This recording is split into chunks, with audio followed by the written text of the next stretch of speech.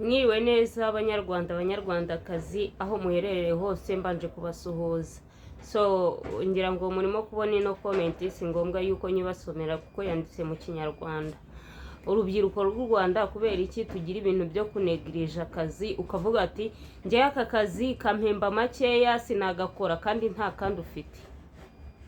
Izo mbaraga zikura he zo kuvuga ngo aka kazi karampemba makeya kandi nta kandi ufite, ugiye urakanze, ugiye kwicara mu rugo, ukeneye kurya, ukeneye kunywa, ukeneye gukonsoma, ukeneye gusa neza ngo ujye mu bandi bantu usa neza. Izo mbaraga uzikura he? Ese uba wishingikirije iki? Ese uba watekereje ku babyeyi baba barakwishyuriye school fees bavunitse? Ese uba watekereje ku babyeyi uba urimo gukomeza gutera umuruho? Tekereza neza, iyo ubonye umunsi uvuyeho nta n'igiceri cy'icumi winjije kandi urimo gukonsoma, urimo ukeneye kurya, ukeneye guhaha, ukeneye gusa neza, ukeneye kwitaho, warangiza ngo aka kazi ngo karahemba make sinagakora. Ese iyo wiriwe mu rugo uba winjije angahe?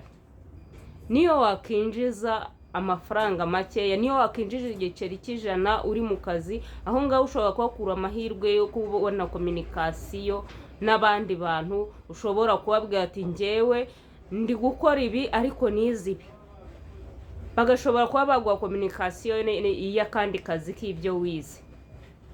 Ese mu gihe wiriwe mu rugo uba wahuye nande? Uba waganiriye nande? Ushobora no kuhakura umuntu akakuganiriza kuri business ugasanga ibyo wize si byo ukoze, uvuyemo mu business man ukomeye. Kuki urubyiruko rw'u Rwanda tubaho mu buzima bwo gushaka kurya ibihiye tutabanje kubiteka, utatekereje uburyo byatetswe? Urubyiruko rw'u Rwanda ntabwo dukennye, ahubwo dukennye mu mutwe. Gutekereza kure, gutekereza kure nicyo kintu dukennye.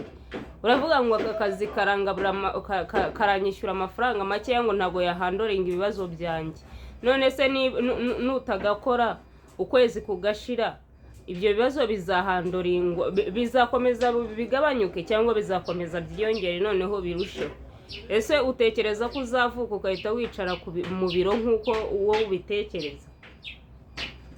Guys, niba uri mushyashya hano rero ndagusaba kuba wamfollowinga kuko ngiye kuzajya ncishaho ibintu bigiye bitandukanye hano.